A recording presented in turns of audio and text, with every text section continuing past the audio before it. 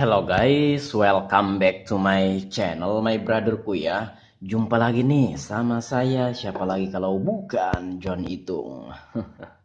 Oke guys ya, di kesempatan yang sungguh sangat berbahagia ini John Itung akan sharing apa saja yang semestinya harus kita cek gitu kan setelah kita ganti LCD sama touchscreen ya, atau LCD satu set sama touchscreen. Nah ini baru ku ganti guys ya, LCD touchscreen HP Vivo Y91C.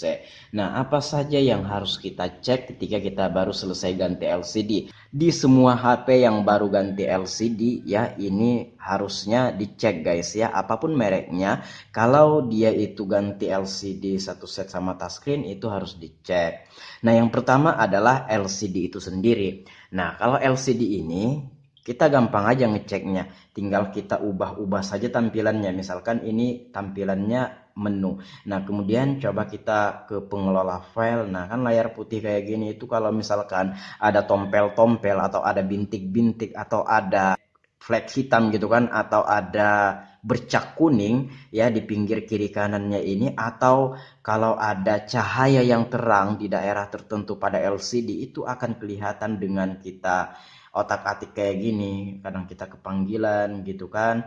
Nah kalau gambar LCD ini sih langsung bisa kelihatan aman-aman saja.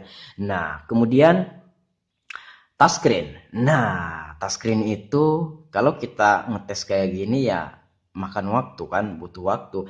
Nah, kalau untuk HP Vivo ini sendiri dia menyediakan kode dial yang dimana kita bisa mengaksesnya. Di situ bisa mengecek touchscreen. Untuk HP Vivo ini, Vivo Y91C ini bintang pagar 558 pagar. Dibawa masuk ke factory test ya.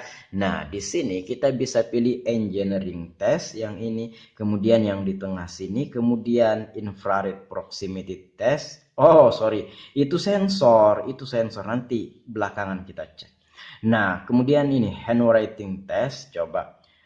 Nah, ini sebenarnya untuk pengecekan touchscreennya ini cara cepatnya ya. Ini nggak usah kita kesini ya. Nah, ini kita buat tulisan dulu. Ok. Nah, ini cukup dihijaukan saja kotak-kotaknya ini. Ketika hijau semua, dia ada tulisannya pas, kemudian dia kembali otomatis. Nah, itu menandakan bahwasanya fungsi daripada touchscreen itu berfungsi semua. Dan juga kalau kita cek tadi ya, cek touchscreen tadi kemudian dia berwarna hijau sendiri gitu, nah tanpa disentuh, nah itu terjadinya error pada touchscreen, atau istilahnya itu ghost touch atau sentuhan hantu. Itu istilah saja yang mengartikan bahwasanya touchscreennya itu error, kadang nggak disentuh tersentuh sendiri, berfungsi sendiri, dan juga kadang yang disentuh yang mana, yang berfungsi yang mana, itulah ghost touch.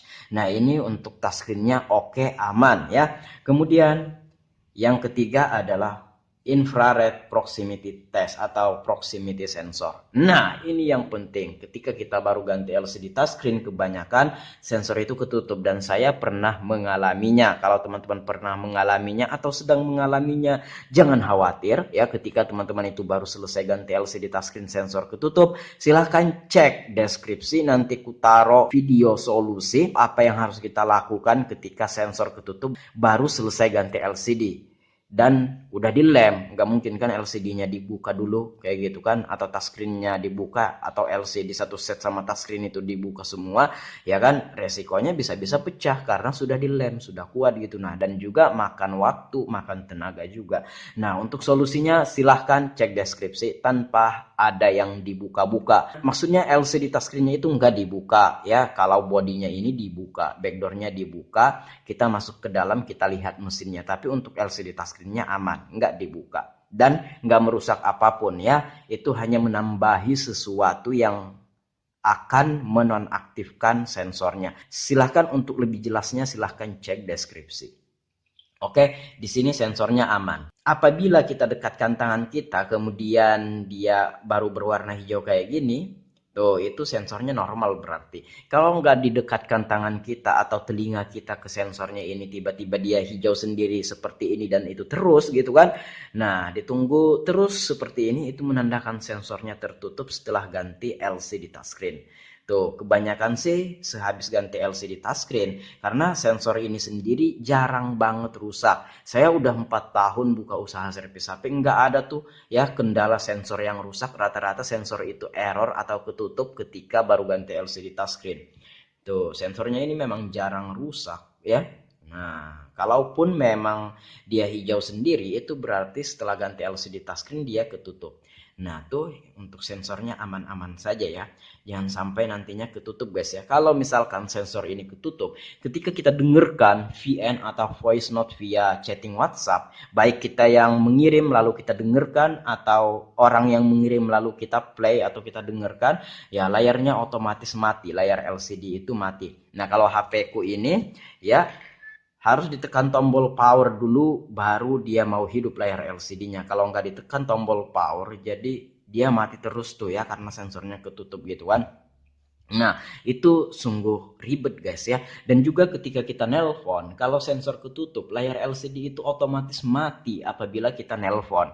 Nah, ada beberapa HP yang ketika kita nelpon gitu kan, layar LCD-nya itu mati karena sensor ketutup, tekan tombol power, ada beberapa HP yang mau hidup layar LCD-nya, ada juga yang nggak mau hidup. Nah, kalau yang nggak mau hidup layar LCD-nya, ya otomatis nggak bisa mematikan teleponnya. Nah, kalau kita nelpon berarti menunggu lawan bicara kita yang mematikan teleponnya baru bisa mati tuh teleponnya. Nah, bagaimana kita mau mematikan teleponnya kalau layar LCD-nya itu mati padam gitu. Nah, sementara untuk mematikan teleponnya harus menekan icon yang berwarna merah di sini, icon panggilan gitu kan. Nah, tapi kalau kita yang nelpon, selesai nelpon dan lawan bicara kita juga nggak mematikan teleponnya karena nggak enak untuk mematikan karena kita yang nelpon kan. Ketika selesai nelpon disimpan aja tuh HP-nya sama lawan bicara kita, kemudian dia pergi gitu kan. Nah, baru pulsa kita masih banyak, otomatis menunggu pulsa kita habis dulu ya, baru teleponnya itu berakhir sendiri. Kalau sudah berakhir, kalau sudah dimatikan baru layarnya mau nyala. Tapi sebagian besar HP ya, sebagian besar HP itu ketika sensor ketutup, ketika nelpon layar LCD-nya padam, mati gitu kan. Nah, ada beberapa HP tekan tombol power mau hidup tuh ya, layar LCD-nya sehingga bisa dimatikan di sini. Nah, ada juga beberapa HP yang sensor ketutup tekan tombol power nggak ada respon apapun. Nah, itu juga sungguh sangat meribetkan kalau sensor itu tertutup.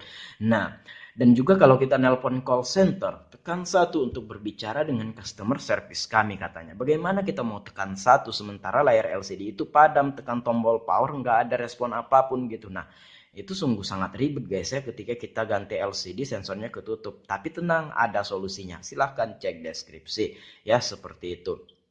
Nah, ini aman-aman saja, dari sensornya semua aman. Nah, untuk dari segi yang lain kayak jaringan apa itu nggak terdampak atau nggak terganggu ya, kecuali ketika kamu bongkar HP, kamu tersenggol antenanya, kemudian antenanya copot ya bisa jadi tuh gangguan terhadap jaringan. Tapi selama kamu membongkar HP-nya itu dengan aman dan tanpa mengganggu komponen yang lain, ya itu aman-aman saja guys ya. Jadi yang sering terdampak adalah sensornya. Nah, seperti itu. Makanya harus dicek. Dan juga ketika baru ganti LCD touchscreen, brightness-nya dicek dulu. Ya, siapa tahu nggak bisa main tuh kecerahannya.